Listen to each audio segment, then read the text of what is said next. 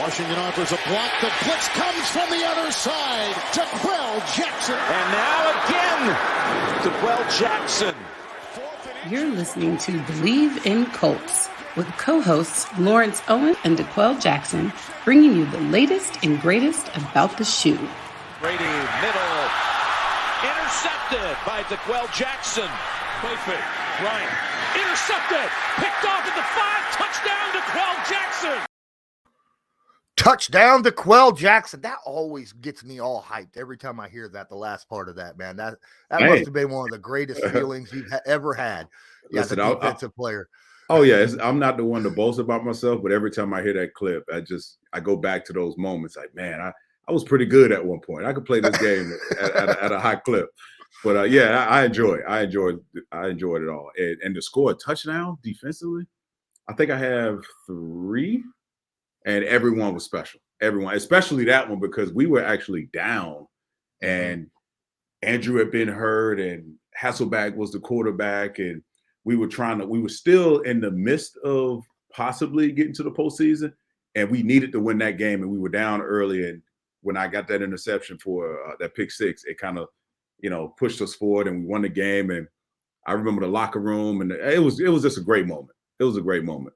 That's awesome. That's awesome. Yeah. It's just moments like that you're able to look back on fondly, and go, yeah, I can actually boast about myself a little bit. Yeah. right. And speaking of, yeah, go ahead, man. No, I was going to say, speaking of moments, the Kansas City Chiefs and this weekend's game, the Bengals. I want to start this one off because this one's been on my chest. I still can't believe it. The Bengals go into Kansas City and beat the number one, or not the number one ranked team in the AFC, but a well-stacked Patrick Mahomes team, and they showed their dominance in every facet. And there's so much here to talk about because I still can't believe. I'm still numb. I still numb that Patrick Mahomes, he doesn't rarely have bad games, but that second half of that game, I don't know what happened. It was just bad decision after bad decision, and he seemed not to be able to get in rhythm from an offensive standpoint, and their defense struggled because their offense couldn't produce any points and move the ball down the field. So it was just I still can't believe it. I'm numb to it. Yeah. In all honesty, it was kind of shocking considering you looking at his first half statistics. He had like almost 300 yards passing in the first half. Yeah. And then the second half, literally, if I remember seeing the stat correctly on the television, right before he started that final drive to send the game into overtime, I think he had 30. I think the entire offense only had 34 yards. What? That's a Patrick Mahomes-led offense, and for an entire half, you had 34 yards against Cincy. I mean, their defense is pretty good, but I mean, it's not, the Bills, what we saw, the week prior. It was absolutely shocking. Guys, real quick, I just want to say that the Super Bowl is coming up in 2 weeks, and there's more money thrown around before the Super Bowl game on bets than you could possibly imagine. And BetOnline is a great site for you to use to throw those bets around and possibly make yourself a little bit of money. BetOnline would like to wish you a happy new betting year as we continue the march through the playoffs and beyond. BetOnline remains the number one spot for all the best sports wagering action for 2022. New year, new updated desktop and mobile website. Sign up today and receive your 50% welcome bonus on your first deposit. Just use the promo code BLEAV, that's BLEAV, to get started. From football, basketball, hockey, boxing, UFC, right to your favorite Vegas casino games, don't wait to take advantage of all the amazing offers available for this upcoming season. BetOnline is the fastest, easiest way to wager on all your favorite sports. BetOnline, where the game starts.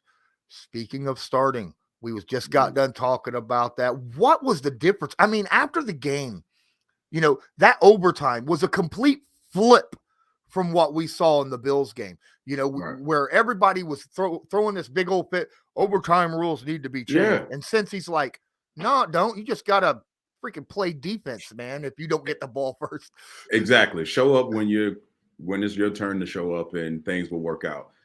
I think for the Chiefs standpoint, Patrick Mahomes, there was a critical point in that first half, right as the first half expired, was Kansas City was driving. They were up 21-3 at this point, and you don't come away with any points. It was not the best decision by Patrick Mahomes by throwing the ball late to Tyreek Hill in the flats, and you didn't have any timeouts, so you didn't get a touchdown, nor did you get 3 points, and that seemed to come back and bite them in the tail when they needed it the most. But I don't think their offense and Patrick Mahomes ever recovered from that moment. You go back to the week prior game against one of the greatest games to ever be played at the quarterback position, him and Josh Allen. I saw an assertive effort from Patrick Mahomes to use his legs to extend plays, not extend plays running behind the line of scrimmage, but going north. When the defense back was turned, he did a lot of running around and just ended up with nothing. And typically the Patrick Mahomes we're used to seeing, he comes up with something. Someone's going to get open, but they didn't. And the Bengals defensive line, the person that deserves the most credit, whom I don't think is getting enough credit, I had to look his name up because I didn't know who he was, the defensive coordinator for the Cincinnati Bengals, Lou Anarumo. I hope I'm pronouncing that right. But he deserves a lot of credit because he stopped one of the box office offenses in the National Football League and stifled them to only 3 points in the second half. So he did an amazing job, and so did obviously the Bengals. But I'm still stunned. I didn't give him a chance. I thought the Bengals, when they jumped up 21-3 in the first half, I thought it was going to be a blowout. I was like, all right, it's over. And then all of a sudden, the second half rolls around. Kansas City's defense starts to show either tiredness or just lack of focus.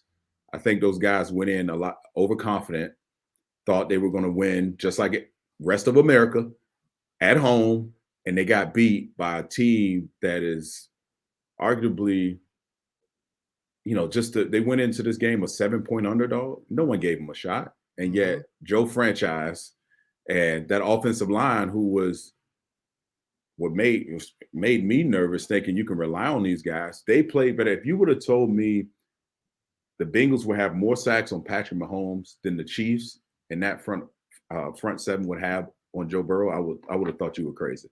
But they came to play when they needed the most, and Jamar Chase played well, Joe Cool played well. It was just a really, it was almost, do you give the credit to the Bengals? Do you think the Chiefs lost it, which I think they did, but I'd have to give credit to the Bengals of playing just a flawless game when they needed to, making the plays down the stretch. Defensively, definitely when they needed to in overtime. Oh, yeah, definitely. And it's funny, you talk about Chase playing well. Jamar Chase was kind of bottled up for the most part of this game. You saw him show up occasionally. And if I told you before the game, that the Chiefs, for the most part, was going to take Chase out of the game for the most part, and then CJ Uzomah, their tight end, was not going, was going to leave with an MCL sprain sometime in the first half. You'd look at me and go, well, this is a blowout. Right. And Burrow just moved to his other guys, T. Higgins made massive plays. Had a big day. Yeah, T. Higgins had a big day. You saw Tyler Boyd making critical third down receptions when he needed to. And they leaned on the run game. Joe Mixon wasn't blowing it up every time he touched the ball, but he was getting enough yards to where they were able to continue using him. And I think that helped a lot because that kept their defense fresh, right? Yes. For that fourth quarter and overtime because they were able to keep playing at a high clip because they kept their offense on the field. So their defense wasn't so tired in the second half and overtime. Yeah, there's a lot to it. Was just complete. Those guys showed up. I thought, I'll go back to the point I made earlier. This is why Tom Brady is so great, because you have small windows to be able to make it to a conference championship game, to move on and play in the Super Bowl and take advantage of those teams and win the games that you're supposed to win. And I think the team, everyone was overconfident playing at home, playing against a Bengals team that they thought barely squeaked by, shouldn't have been there. And those guys did nothing but make plays, when they needed to with a very young roster. And quite frankly, like you alluded to, undermanned. The tight end goes out. So what does Joe Burrow do? Find other open guys when they take away Jamar Chase. But then you find Jamar Chase when the game really matters to make great catches when you need them to. So their stars showed up. We've said this from day one of the season. Your stars have to show up when you need them to. And the Bengals made more plays down the stretch. And the whole overtime rule discussion needs to be put to bed at this point. There was this the fact that the Bengals were able to force a turnover, and you never know how this game is played. And now we have two teams that I thought the Rams were expected. They had a good shot of going, and the Bengals, no one in their right mind would have thought they would be playing for a Super Bowl. And there was a stat during the game that showed this was the first time in NFL history that the number 1 overall pick has taken his team to a Super Bowl within his first 2 seasons. So kudos to Joe Burrow. He's played phenomenal, and he's played with a not so good offensive line, and he's able to carry his team and put his team on the back when last year the team had only won 4 games, the year before that 2. So the city of Ohio is probably going crazy right now, especially in Cincinnati. Hey, Colts fans. Thanks for watching DeQuell and I here on Bleav in Colts. While you're at this, please take a moment to smash the like button, hit subscribe if you're not subscribed, tag that notification bell so that you are notified next time we upload a video or go live so that you can join in the conversation. Don't forget you can share this stream. That would help us out a ton. If you enjoy this, share it. All you got to do is go right over here and click the share button, little red share button down here underneath, and share it to your favorite social media, Twitter, Instagram, Facebook, wherever, doesn't matter. Thank you so much. On behalf of myself and DeQuell Jackson, have a good one. Enjoy the rest of the show. Oh, definitely. And then let's go ahead and talk about they're going to be in 2 weeks playing at the house of the other team that won. And it's weird. It's so weird that all these years no team has ever hosted a Super Bowl. And then last year, Tampa Bay did it. Yeah, right. This year, the Rams are doing it. Right. Back-to-back years. That's so odd. And, and it's such an advantage. And what's funny is, I don't know if you know this, but because every year, home team, visiting team is swapped, right? Between AFC and NFC. This year, home team is AFC. Oh, so wow. Literally the Rams will be playing in SoFi at their own house as the visiting team. Wow. That's another driving and motivating factor for them to go out and win this game. I mean, I know we're not getting to that right now, but that is enough fuel on that fire to say, you know what, this is my house. I should be the home team. I'm gonna go out here and play my best game ever. But I thought Matt Stafford played a brilliant game, and this is the epitome of a great talent being wasted with an organization that just couldn't figure it out. They just could not figure it out. And now, obviously, Sean McVay, I don't think he called his best game, but I think with his creative mind offensively, with Matthew Stafford's attributes and arm strength and experience and poise and all these different things and fourth quarter comebacks that he's been accustomed to throughout his entire career, he was only being who he had been his entire career. And now with 2 number ones, Odell Beckham had a huge day, over 100 yards receiving.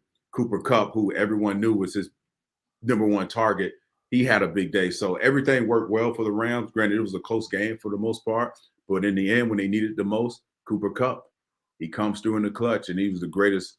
He has solidified himself as one of the greatest receivers during this era right now. And I hope he's finished his thing off when he's for the Super Bowl here in a few weeks. Yeah, that first half, it was misleading because if you looked at the stats and you looked at Stafford's stats and you're like, well, he's not having that good of a game, right? He's got an interception. His completion percentage ain't that high. And you look at it and you go, well, start off the game. OBJ dropped a wide open pass. Yeah. And then Cooper Kupp dropped a wide open pass that could have been a touchdown. And then the guy who had a big game last week, who I ain't even going to try to pronounce his name, dropped a wide open back of the end zone pass. I didn't know who he was. Dime shot. Yeah. Yeah. I was like, who is this? Number 18. Like, who is this guy? Yeah. And yeah, I thought it was over. When I saw that, I'm like, geez, this doesn't happen. Like at that moment, I thought Matthew Stafford couldn't catch a break. And I thought it was going to be trouble. But they all stepped up in the second half and started making those plays that you were accustomed to seeing that offense with Matt Stafford do. When the Rams traded, I'm going to say this until the end of the year, until the end of the Super Bowl. When the Rams traded for Matt Stafford, they were my pick for the NFC in the Super Bowl. That I said I thought they were the best team with Matt Stafford on the team. And this is before Von Miller came. Right. This is before OBJ came, during the season when those happened. I thought they were the best team in the NFC. I was like, Matt Stafford is just that good. But Matt Stafford had, this thing hanging over his head the whole can't get to the playoffs, can't win in the playoffs, that kind of situation. And dude, it only took his first year. Yeah, to be able to, get rid of those notions that he can't win the big one, to do that in his first year, such a great story.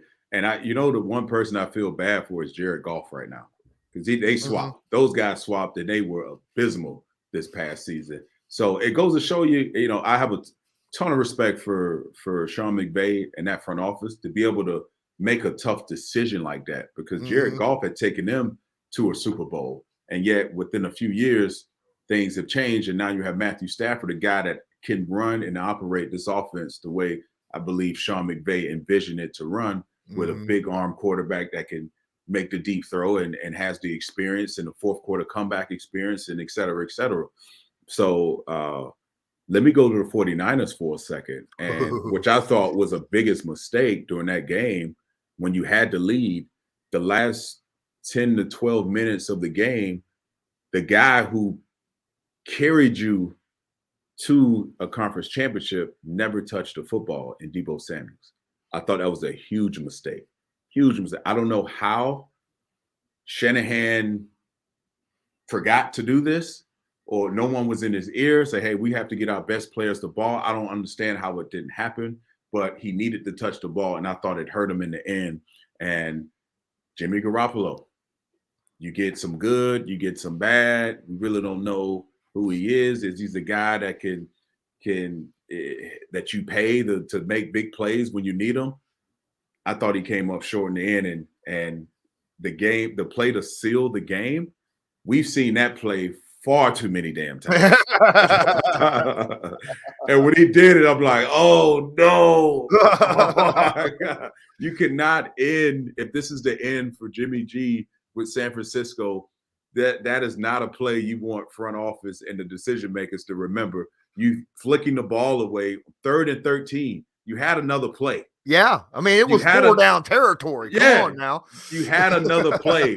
Just take the sack. Live to see another day, but don't just lose the game and one dumb mistake. So, and there's so many Colts fans out there that were, so high on Jimmy Garoppolo, and they were like, he doesn't make those stupid mistakes, and he's a winner, and you'll never see him do the kind of things that Carson Wentz does, especially in important times, and then bam, and you're like, that is definitely something that Carson Wentz would have done, once a game, or something of that nature. Every GM took note of that. It's like, Jimmy G, when we needed it the most, this is the play that he left us with. And that could be tough for any GM to get over, to bring a guy into their building. The thing that I was against Jimmy G the whole time, to be fair, was I felt that his medium to long range passing accuracy was awful. Anything past 15 yards was awful. He made I think 2 completions, air yards over 15 in that game, but he missed 4. So you're 33%, You know, you don't want to be 33% from 15 yards on. You just don't. You just don't want to do that. But I'm sure there'll be teams out there that's going to look at Jimmy G because there's I mean, you got like, who's going to be the quarterback of the Tampa Bay Buccaneers next year if Tom Brady retires? If he comes off this yo-yo, because you know how the whole I don't know if you paid attention to social media, but it was announced. I have.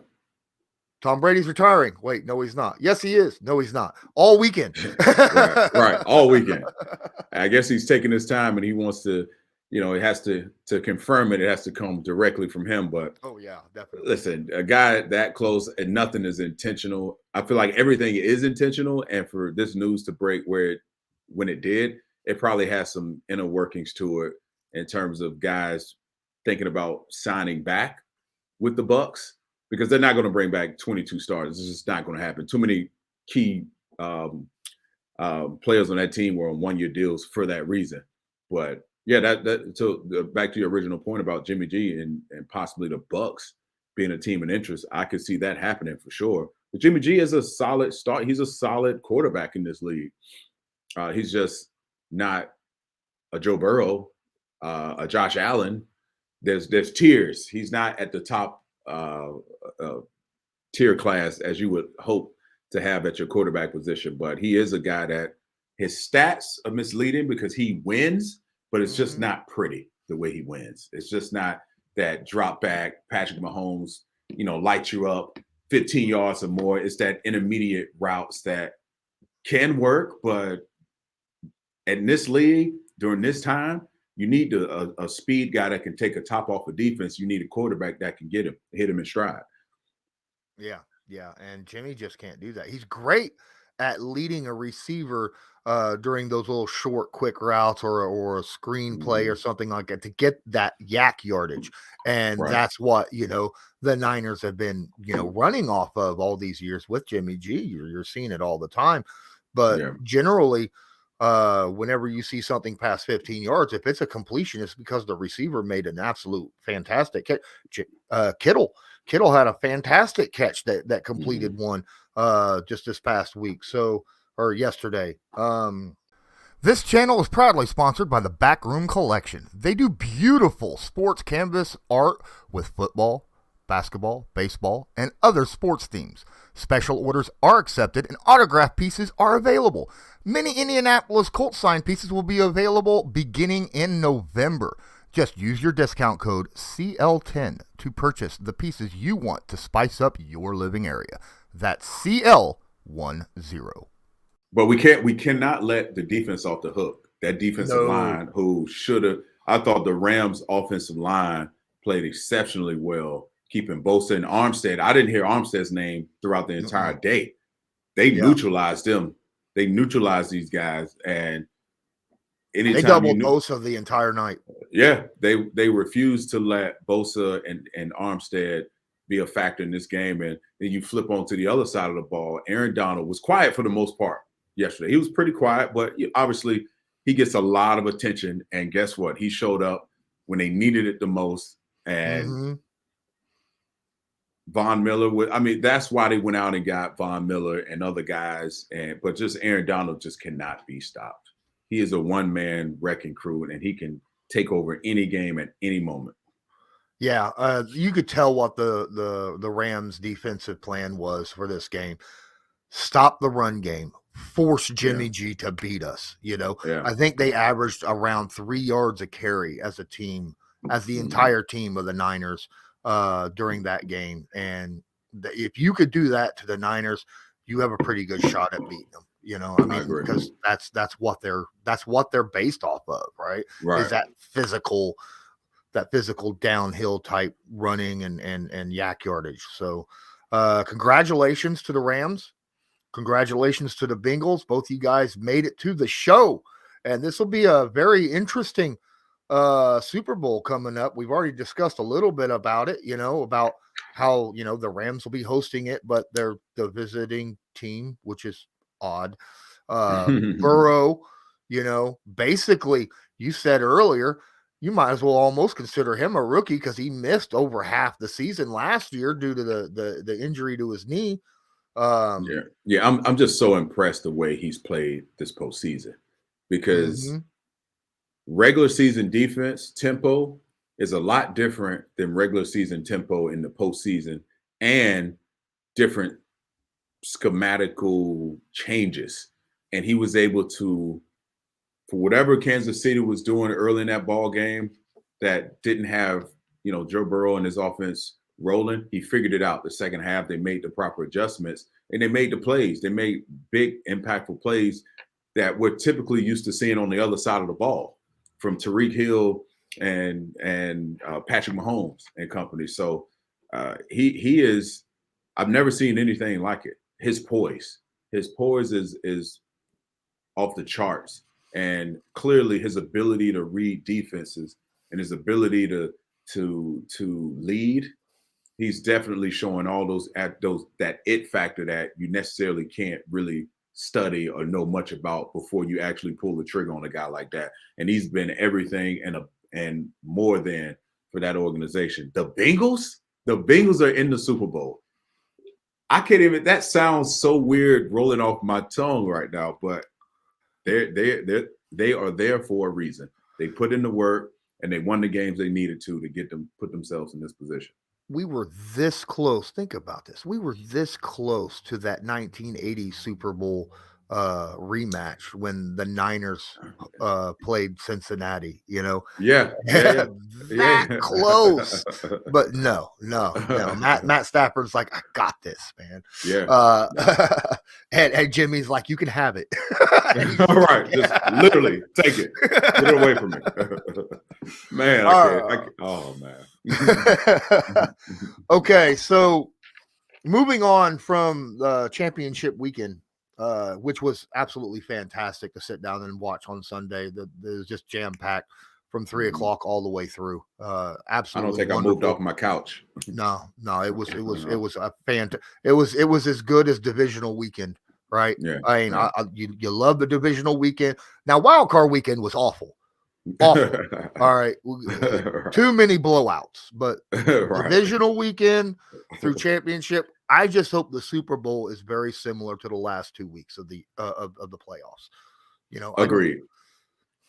I mean, listen, the Bengals are such an. I don't know this to be true, but I have this feeling that the Bengals will be a huge underdog to what looks like a stacked all-star superstar team. No one's going to give them a shot, and they're going to use that as that. They're going to play that underdog card. Heck, they went into Kansas City and beat a very good football team. So they are riding on going into sci-fi with a lot of confidence, and I think they got a chance. They have a chance. I really do. I think the city of Ohio and Cincinnati, or the city of Cincinnati, is going to show up for their Bengals in SoFi Stadium. And I think it's going to be a really close football game. I really believe that. I really believe the nerves are going to kick in for Matt Stafford. Granted, he hasn't been in these big moments. And right now, if I were to choose which quarterback to lean on, man, Joe Burrow makes it tough, because you think with his inexperience, there's no way he's going to be able to manage all those emotions and manage just everything that comes with being in a Super Bowl. But yet, here's a guy who wasn't good enough to be a starter at Ohio State, goes on to walk on at LSU, wins the Heisman, is the number 1 overall pick, and now in 2 years, he's doing something no other number 1 overall pick has done, is get to the Super Bowl. So the guy is poised. It's clear. He has the track record of it. And I think he's going to will his team to, I don't want to make any predictions right now, but it's going to be a close ball game, in my opinion. So I like what Matt Stafford's done this postseason as well. He's looked very poised and went out there and made plays when they needed to be made. So this will be a very, very good game between two guys who have never seen a Super Bowl, never even had a playoff win, and that now they're in the Super Bowl. That's just so weird. Neither of these guys had a playoff win before this year, and now they're in the Super Bowl. Right. Wow. And you look at some of the teams back in the day from Cincinnati when Carson Palmer was there, Ocho Cinco, TJ Houshmandzadeh, Marvin Lewis, they had a really good football team, and somehow they couldn't win a playoff game. And you thought when obviously that team was broken up, whether it was retirement or what have you, no one saw this coming. No one did. And but I think that's going to change. What's going to change the math in this game is up front. The game is always going to be won up front, whether you like it or not. And Aaron Donald, Leonard Floyd, those two guys with the holes that Cincinnati clearly has on the offensive line. Granted, they played a really good. Von Miller. They played a really good game yesterday, but it's only. You're talking about some of the best guys to ever pass rush in National Football League, so that is going to be challenging. One of those guys you named is arguably by a lot of people the best defensive lineman in football history. Now, I'm not there yet. I'm a Reggie White guy personally. Yeah, I'm a Warren Sapp. Yeah. Oh, yeah. So it's a I mean, there's arguments for like Bruce Smith, and we don't want to go down that path. No, there's just so many great names in history. Right. But I want to move on from championship weekend. I want to talk about the Indianapolis Colts now. Get into that a little bit. Now, a lot of head coaches have been hired that there were vacancies. I think there's still a couple teams that are still, looking around. Obviously, the Indianapolis Colts have an entire defensive staff that they're going to have to hire out because obviously you get a new DC. When I got the word that, he was taking the defensive and the defensive backs coach and the linebackers coach to Chicago with him, I kind of got depressed because I really liked both of them. But at the same time, my thought that's his group. Of course he's going to take it with him, right? It was going to happen no matter what. This is going to be a whole new group of people on that defensive side of the ball. Right. And I'm curious, this is going to be mostly thrown at you where you're going to take center stage and talk about this. But I'm curious with what the Colts have player-wise, with their skill sets and their abilities and things. Will Ballard and Reich be looking at someone do you think that they're going to look at someone to take that defensive coordinator spot, someone that's going to have a very similar scheme, the way Matt Eberflus had with kind of a zone situation? Because I'm hearing they're looking at the defensive backs coach for the Cowboys, so that's a very similar situation there. Or do you think they might go with a different, a completely different setup? Do you think that this team could be a man press, pressure type, send extra guys kind of type defense with the personnel they have? Yeah, that's the $1 million question, right? That's addressing the elephant in the room is what's going to happen on that side of the ball, because you've invested some good money in the guys. You have some young guys who are proven Pro Bowl guys, and they flourished under Matt Eberflus and his system. And the easy question or easy answer to that question, in my opinion, would be you find someone that has a lot of that has a similar defense, that has a lot of overlapping features within their defense to fit the mold of our defense, to fit the personnel of our defense. And it's a great question for me because I've dealt with that my entire career early on in Cleveland, where there wasn't a year. I didn't go 2 years in the same system, but maybe one time. And every other year I had a different coordinator. So again, good Lord, that has to be so difficult as a player to sit there. That's like being a coach, a quarterback's coach, and having a different quarterback for 4 straight years. Oh wait, it is. It is a struggle. It is really a struggle, and you can never. And now you have these guys who are currently on the roster who have developed under Eberflus in the last few years. They understand the system. They understand the little nuances of the system. It's really going to come down to obviously who's available. But if you want this defense to pick up where it left off or be better, you need a guy that runs a similar defense. Now, there's a chance they may have a guy to come in and he may run a blended scheme of somewhat of what Eberflus did and somewhat of his own style, just to help the transition. And then now you have to figure out, are these players good enough? Are these players, do these players fit what the defensive scheme requires? So again, this is a team that's a sideline to sideline, fast, zone to man concept, not really aggressive from a pressure standpoint. You're pressure when needed to, but if you bring in a guy that's about man coverage, blitzing behind the line of scrimmage, I think you have some.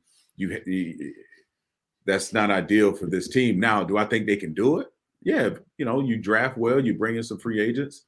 I think it could be done, but from a linebacker standpoint, looking at our linebackers and Darius Leonard, his strengths are zone. His strength is in open field, reading the quarterback, getting his hands on balls, playing behind the line of scrimmage at times. So it's going to be interesting to see what moves they make, because now this defense, this is a big moment for Frank Reich.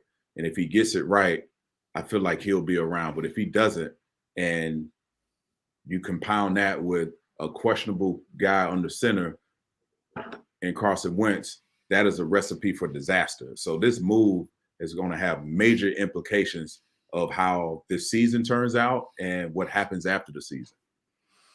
Yeah, this is, not every team in the NFL is built like the Colts. I mean, not only from the scheme standpoint of 4-3-3-4, but there's a lot of 4-3 teams out there that don't have the type of linebackers and defensive linemen that the Colts run.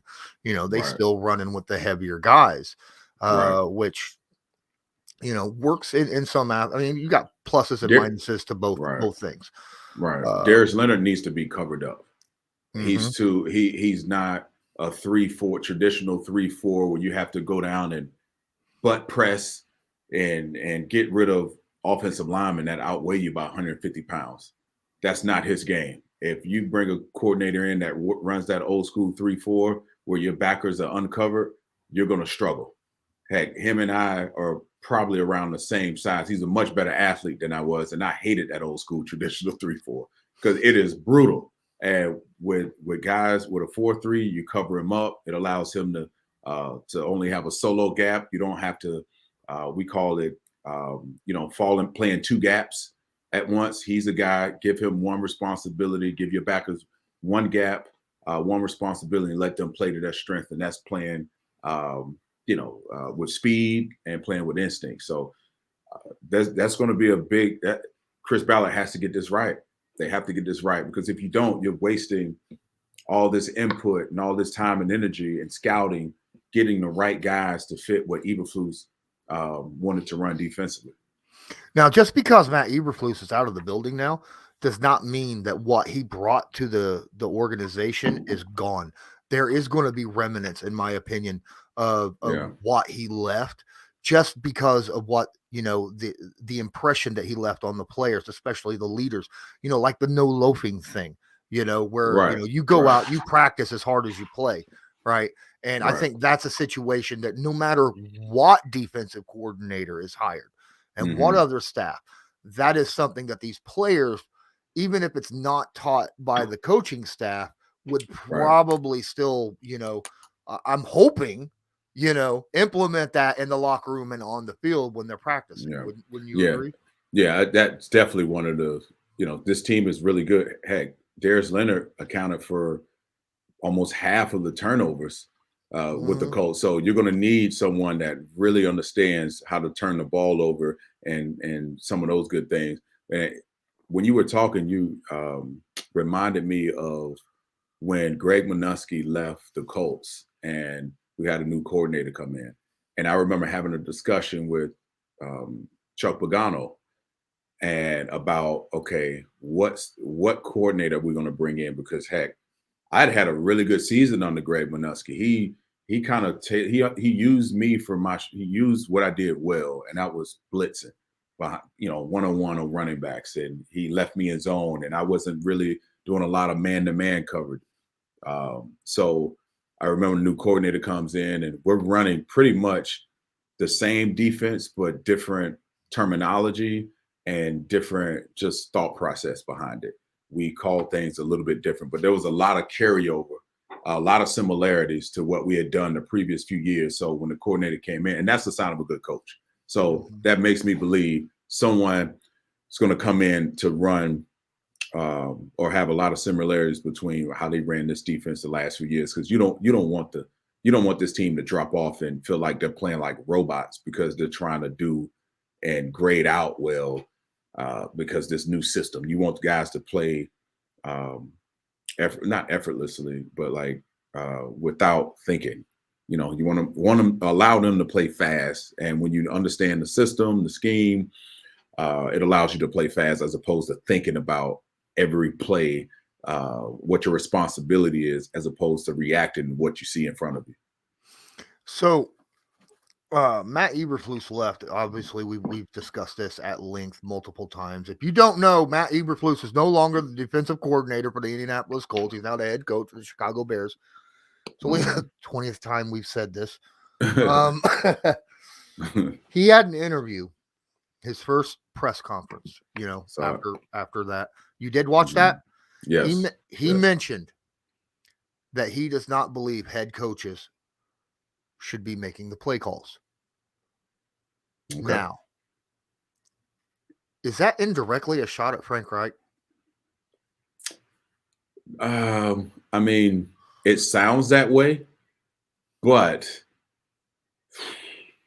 I guess he's given, or we could take it as whoever he hires as his offensive coordinator or defensive coordinator is purely their job. And I want to attract as many great football minds as possible. He could be playing that game, but yeah, that's his philosophy. Whether that's the way he feels about, I agree. I think the head coach has a bigger responsibility of game management and making sure he's leading so he can fill out his team to know when to make certain calls or when to get in a coordinator's ear. Hey, we need to be more aggressive here. Hey, we need to fall back here, but allow those guys to coach. But I could see how that could be a direct, indirect way of poking at Frank Reich. But I know Flus, and I don't think he would play those games at the first presser with the Chicago Bears. But I don't think it would have been an intentional shot at Frank Reich. I think they have a good, as far as I know, they're both really good people, and I think they have a really good relationship between each other. Yeah. I'm just saying you look at that, and that seems like an indirect, shot at how Frank Reich, coaches. I can understand that because a lot of head coaches I've been around, they've meddled, whether they were a defensive coach or an offensive coach, they just meddled and just, that's where miscommunication can happen, where if you have a defensive head coach and he's sitting in your defensive room and he's telling you how to play a certain coverage or play a certain route or read certain things when you're walking through the facility, and now your defensive coordinator is telling you something different, you're getting pulled in two different directions, and that's how miscommunication happens, and you're not as solid as you would like to be, whether you're offensive unit or the defensive unit. So yeah, that has a lot of gray area in that. And again, I feel like if you hired the guy to be your offensive coordinator, let him do that and input when you can, because here's the thing with coordinators, head coaches aren't in every meeting. So if a coordinator is going through his weekly spiel of, hey, we're playing whomever, and you're going through your Rolodex and scouting and doing all these different things, you're going through the week, and the head coach decides to sit in your meeting on a Thursday when you've had all day Thursday, and he decides to sit in your evening meeting, he's missed a lot, and he's just meddling. So everyone's going to listen to the head coach. I've had that happen. It's happened before. It happens more than you think, But we'll see. We'll see how Flus does. I think he needs to go out and hire a really good offensive mind because he's a defensive coach, and you have Justin Fields. We've seen what Matt Nagy, who was supposedly the guru of quarterbacks, just completely mismanaged that quarterback situation. That's partly the reason he's no longer there anymore. All right, I am going to run this other ad real fast. It's about, hey, you've been running BetOnline and got a little extra money? You need to invest that, right? You need to invest that. Don't just go out and blow it again. Don't double up. Don't let it ride, because that's how you lose it. You need to invest your money. And what I am about to say might shock you, but the greatest quarterback of all time is not just a GOAT on the field. He's a GOAT when it comes to investing as well. He invests in stocks, cryptos, even art. Now you can invest like the GOAT with Masterworks. Masterworks is an investing platform that lets you buy shares representing an investment in art from icons like Picasso, Monet, Warhol, and even great art priced outpaced the S&P 500 by 164% from 1992 and 2021. In fact, earlier investors already received over 30% IRR 2021 and 2020 from the sale of just 2 paintings. This is your opportunity to join 300,000 other members and invest like a GOAT. Get priority access with their game day promo. Go to masterworks.art/Bleav, BLEAV. That's masterworks.art/Bleav. See important disclosures at masterworks.io/disclaimer. Now, one thing I do want to go back to on the whole Frank Reich thing, and you're saying, his Matt Eberflus talking about, he wants the OC to make the calls. He wants his DC to make the calls. He's not making those calls.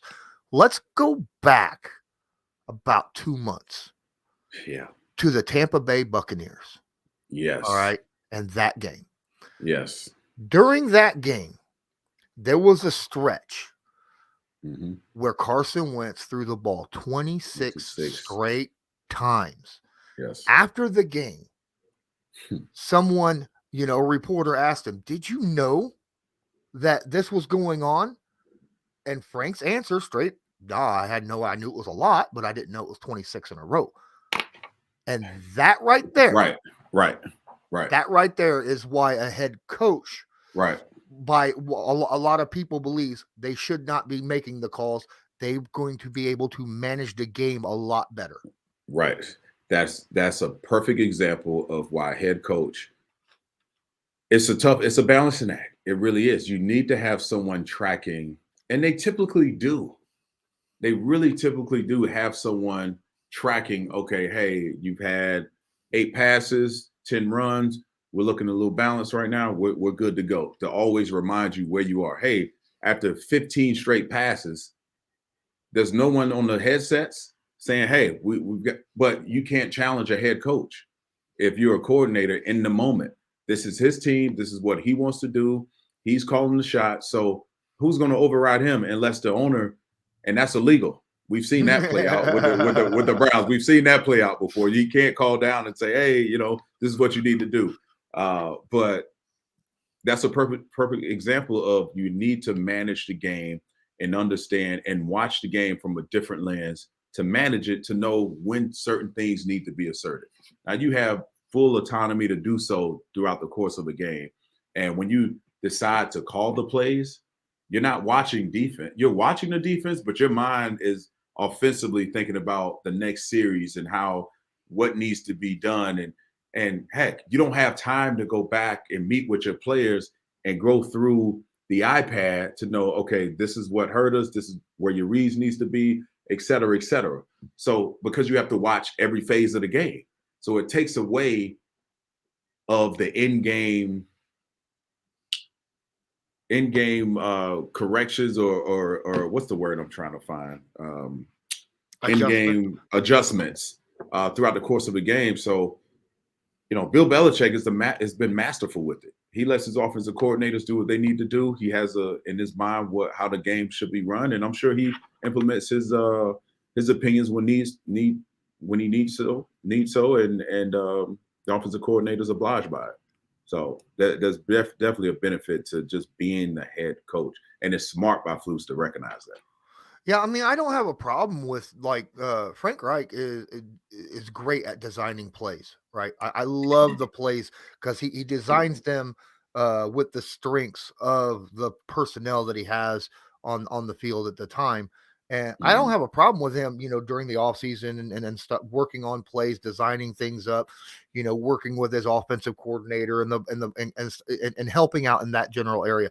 But during a game wherein it is most critical, you got to pay attention to the clock management, what's the flow of the game, understand, because he's got so much on his mind besides just, sitting there looking at this sheet going, all right, so analytics tells me that I need to do, because we all know that Frank Reich loves analytics, time to go for it on 4th down, or something of that. Well, that's just one extra thing he's got to think about on top of every down. He's got to make a play call, I mean, good Lord, you might be a great mind, but you can't, it is so much work to take care of everything else, plus call every one of those plays.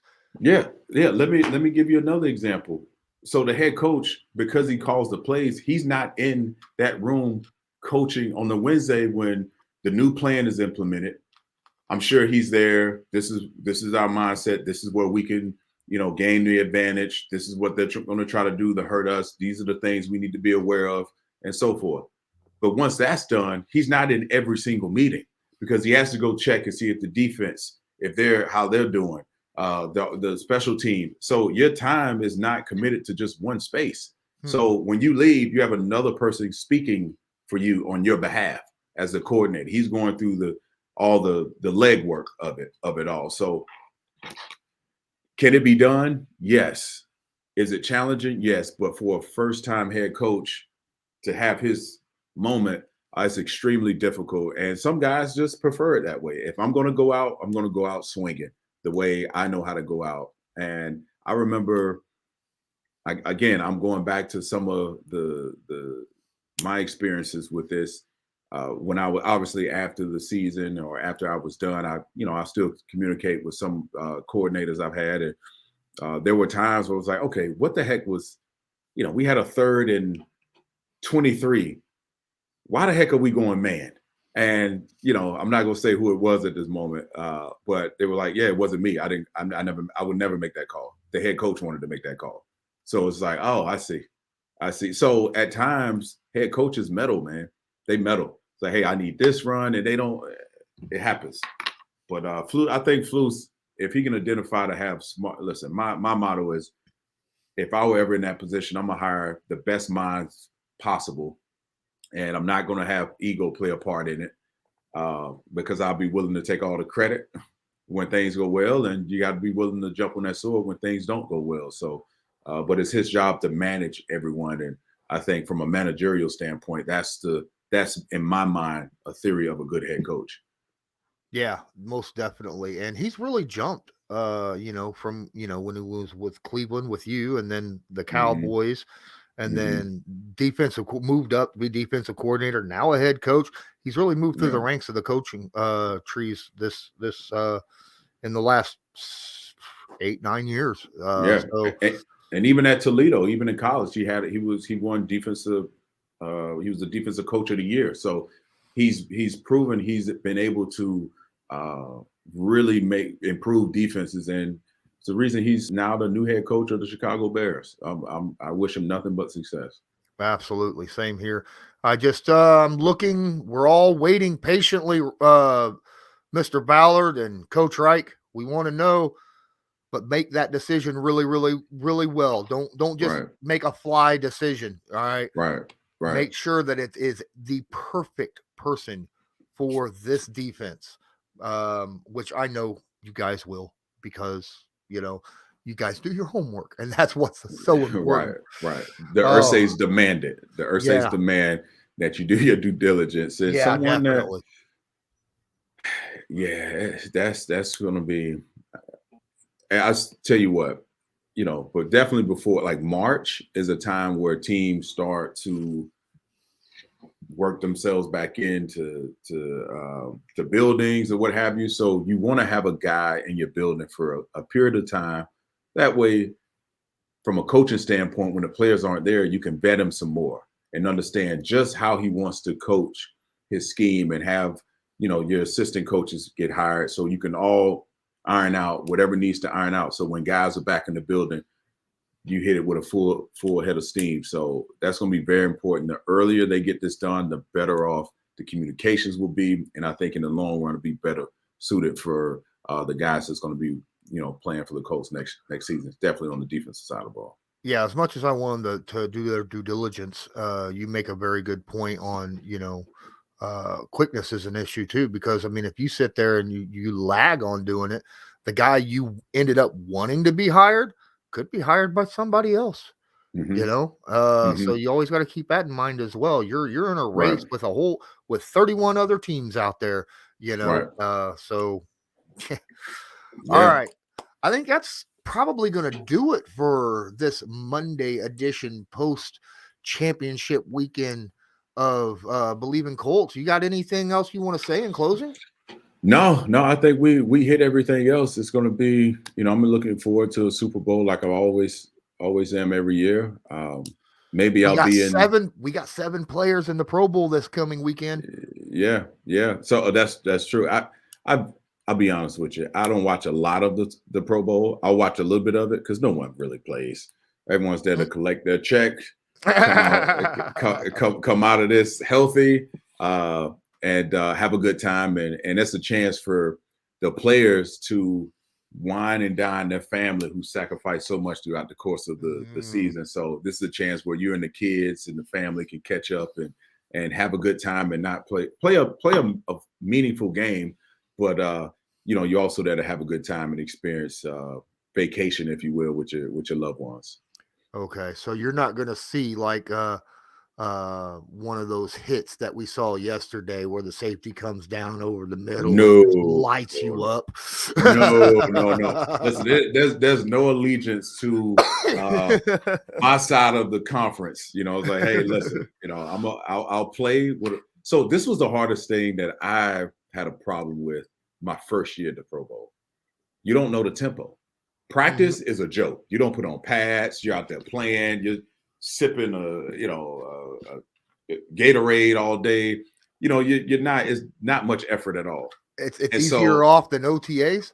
Yeah. Oh yeah. It's like no one really wants to run or sweat or do anything. It's like an hour long. If that is mainly 4 or 5 plays, you can remember it.